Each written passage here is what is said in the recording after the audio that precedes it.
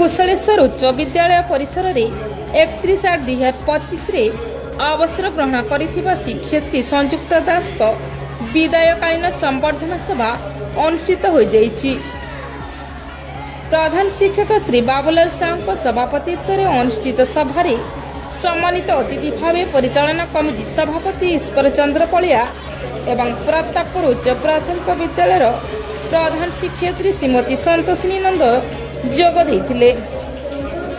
प्रारंभ छात्री द्वारा एक हृदयस्पर्शी संगीत गान कर बहु छात्र छात्री श्रीमती दास का कर्तव्यनिष्ठा सहानुवर्तिता एवं छात्र वत्सलता उपरे आलोकपात करथिले। श्रीमती दास 11/7/2016 विद्यालय योगदान करी तांकर मिष्टभाषी स्वभाव बल समस्तर प्रिय हो पारिथिले। दीर्घ 9 वर्ष धरी अनुष्ठान शैक्षिक परिवेशर श्रीबुद्धि करिवार से निजको समर्पित कर देइथिले। समस्त शिक्षक शिक्षयित्री श्रीमती दास का कार्यशैली पर आलोचना करथिले। वरिष्ठ शिक्षक चकानयन संयोजन कार्यक्रम अनुष्ठित होइथिला। एथिरे शिक्षयित्री नंदिनी महाना एवं चौधरी विभाग सहयोग करथिले।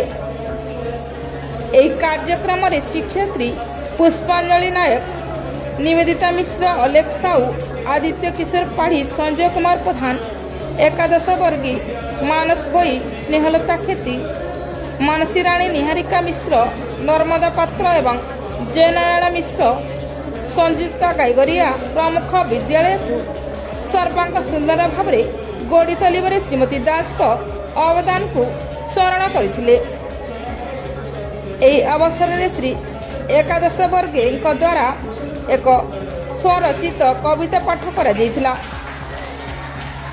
परिचालना कमिटीर सभ्य सभ्या ग्रामवासी एवं छात्र छात्री तरफ विदाय देवा बेले समस्ते भावावित हो जाइतिले। एही कार्यक्रम रे बालमुकुंद सेठी, चमारबाग, वीरकर्ण सभा पंच बिहार समस्त प्रकार सहयोग करथिले। श्रीमती संयुक्त दास निजर अनुभूति वर्णना करने सह विद्यालय सह आगकू मध्य जोड़ी रहिबाकू प्रतिश्रुति देथिले।